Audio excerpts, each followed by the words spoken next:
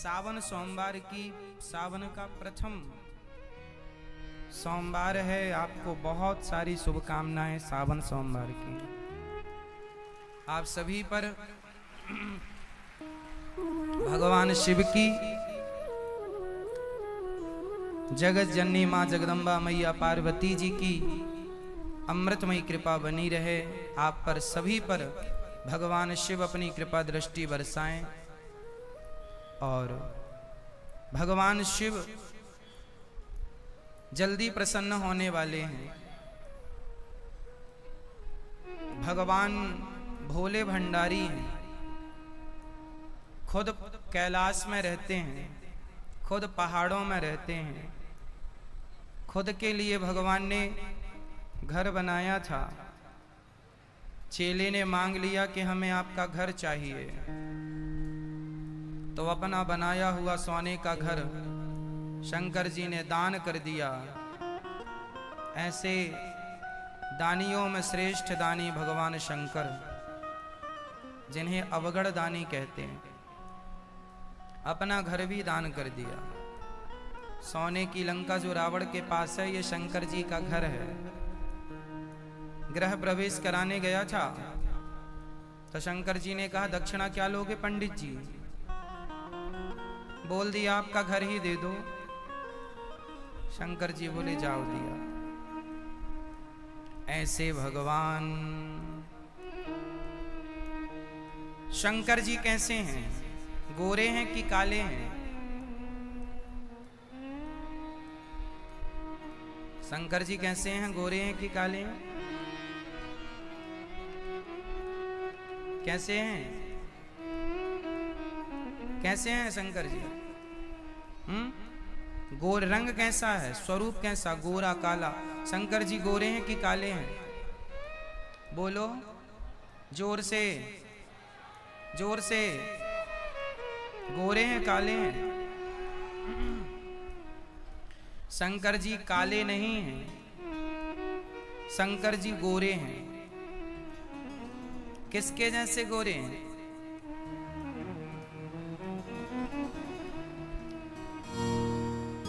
कर्पूर गौरम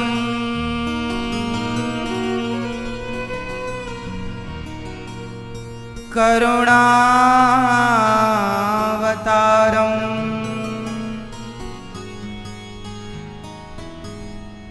संसार सारम भुजगेन्द्रहारम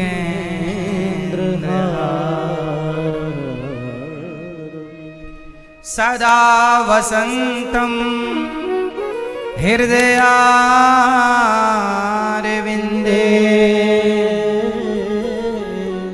भवम भवानी सहितम नमामि। कर्पूर गौरम कैसे हैं शंकर जी? कर्पूर मतलब कपूर के जैसे, गौरम गोरे हैं। अवतार किसका है? करुणावतारम, करुणा के अवतार हैं। जिनके हृदय में करुणा भरी है अपने भक्तों के लिए, करुणा के अवतार भगवान शंकर। कर्पूर गौरम करुणावतारम संसार सारम भुजगेन्द्रहारम, संसार का संहार करने वाले भुजगेंद्र हारम, जिनके गले का हार भुजगेंद्र मतलब सांप हो। सदा वसंतम हृदयारविंदे,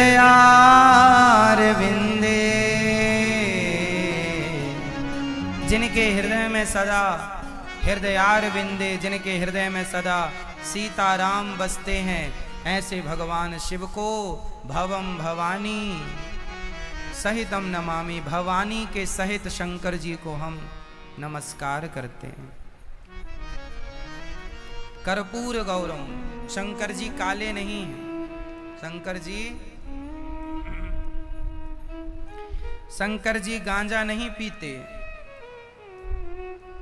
आजकल तो लोग चित्र में गांजा चिलम लिए बना देते हैं और चिलम वाली तस्वीर आप लोग अपने घरों में भी लगाए हैं। शंकर जी का ये चित्र गलत है।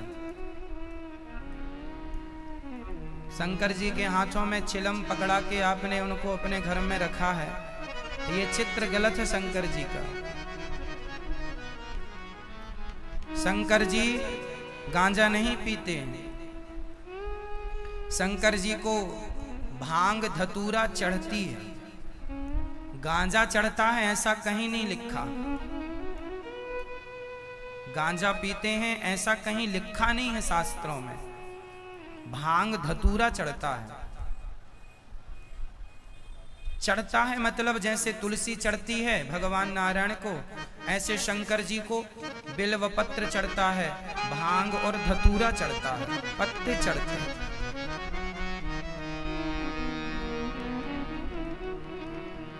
शंकर जी के गले में जहर है ना, समुद्र मंथन का जहर पिया था, तो धतूरा क्यों चढ़ाते हैं शंकर जी को? आकड़े का पुष्प भी चढ़ाते हैं शंकर जी को, जो आक होता है ना जिससे दूध निकलता है, उसका पुष्प भी चढ़ाते हैं। वो जहरीला होता है। आकड़े का दूध आंखों में चला जाए तो आंख खराब हो जाती है। जहर होता है एक प्रकार का। वो धतूरा भी एक प्रकार का जहर है, पॉइजन है। प्रश्न ये खड़ा हुआ कि फिर शंकर जी को ये जहरीले पदार्थ चढ़ते क्यों हैं? तो कांटे को कांटा ही तो निकालता है, उसी तरह जहर को जहर ही काटता है। शंकर जी ने जहर पी लिया था। क्या पिया था? समुद्र मंथन का जहर शंकर जी ने पिया। तो भक्त भांग धतूरा इसलिए चढ़ाते हैं कि शायद हमारे इस जहर से वो जहर कट जाए और शंकर जी को शांति मिले। ये भक्त का भाव है, ये भक्त का भाव है। इसलिए शंकर जी को भांग और धतूरा इत्यादि चढ़ता है, गांजा नहीं चढ़ता। लोगों ने मनमाने ढंग से, गांजा पीने वालों ने शंकर जी का नाम ले लेकर के अपने पक्ष में कर लिया शंकर जी को, कि शंकर जी भी हमारे पक्ष के हैं, हमारी पार्टी के हैं, ताकि इन गंजेड़ियों को ये लग रहा है कि हमें कोई बुरा ना कहे कि शंकर जी भी तो पीते हैं। नहीं जी, शंकर जी को बदनाम ना करो। कहीं शास्त्रों में लिखा नहीं है कि शंकर जी गांजा पीते हैं। भांग धतूरा चढ़ता है, ये सत्य है। दूध चढ़ता है, दुग्ध से अभिषेक होता है। पार्थिव शिवलिंग बनते हैं, मिट्टी के शिवजी बनाकर लोग अभिषेक करते हैं और विसर्जन करते हैं। शंकर जी को गंगा जल चढ़ता है, नर्मदा जल चढ़ता है, यमुना जल चढ़ता है। कावड़ यात्राएं चलती हैं, यहाँ का जल उठा के शंकर जी को चढ़ाना, ये वर्षों पुरानी परंपरा है। तो जल चढ़ता है, दूध चढ़ता है, घी शक्कर शहद चढ़ता है, गांजा नहीं चढ़ता। इसलिए शंकर जी, आज श्रावण सोमवार है, सावन का प्रथम सोमवार है आज, तो आप लोगों को ये जान लेना चाहिए कि शंकर जी कौन है। हम हिंदू लोग 100 में से 99 हिंदू कंफ्यूज हैं। वो यही नहीं जानते कि शंकर जी हैं कौन। चलो आप ही बता दो शंकर जी कौन है, किसके अवतार हैं शंकर जी? कौन है शंकर जी? आज थोड़ा इसी पे चर्चा कर लेते हैं। शंकर जी कौन है मैया? बोलो मेरी माँ। इस सृष्टि में तत्व एक ही है, मूल तत्व है भगवान श्रीमन नारायण। वह नारायण ही राम है, वह नारायण ही कृष्ण है, वह नारायण ही ब्रह्मा है, वह नारायण ही विष्णु है, वह नारायण ही शिव है। रूप अलग अलग हैं, नाम अलग अलग हैं, तत्व अलग अलग नहीं है।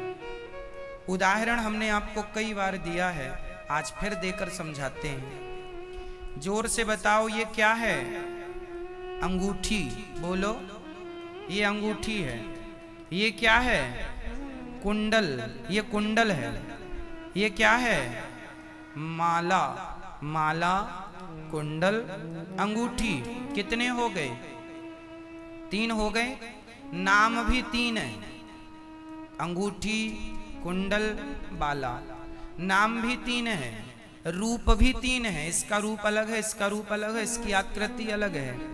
नाम रूप अलग अलग हो गए, पर तत्व एक ही है इन तीनों में।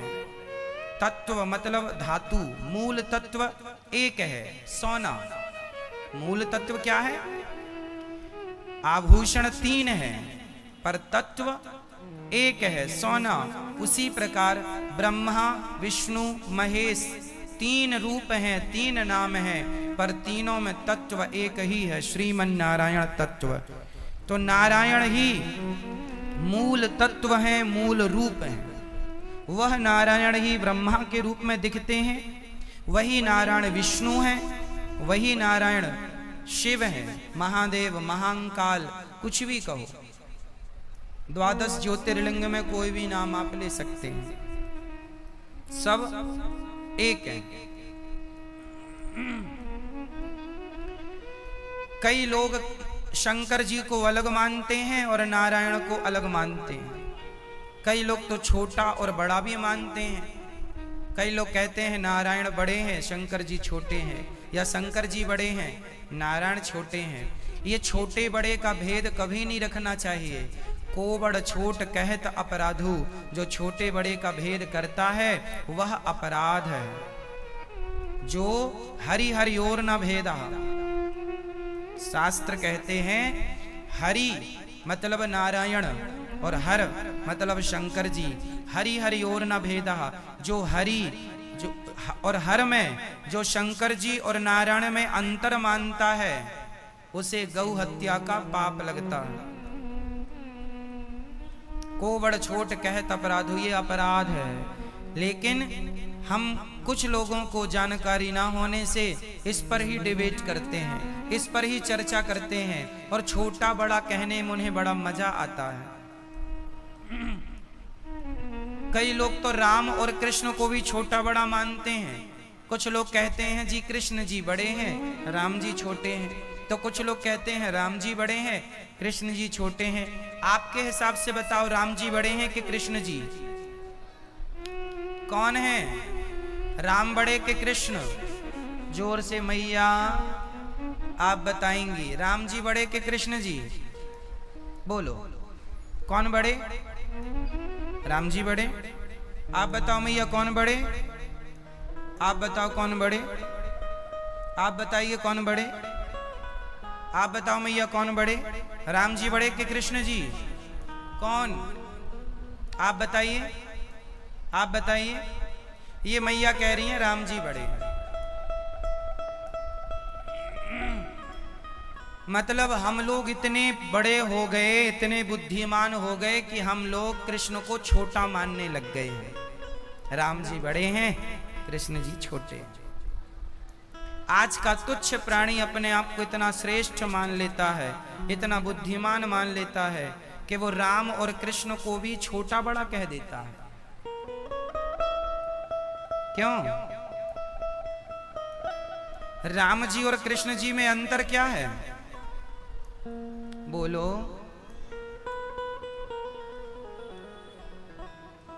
आप जब अपने घर में रहती हो ना मैया, तो अलग ड्रेसअप पे रहती हो, और जब घर से बाहर कहीं जाती हो पार्टी इत्यादि में तो ड्रेसअप अलग होता है। तो ड्रेस ही तो बदली है, आप तो नहीं बदल गए।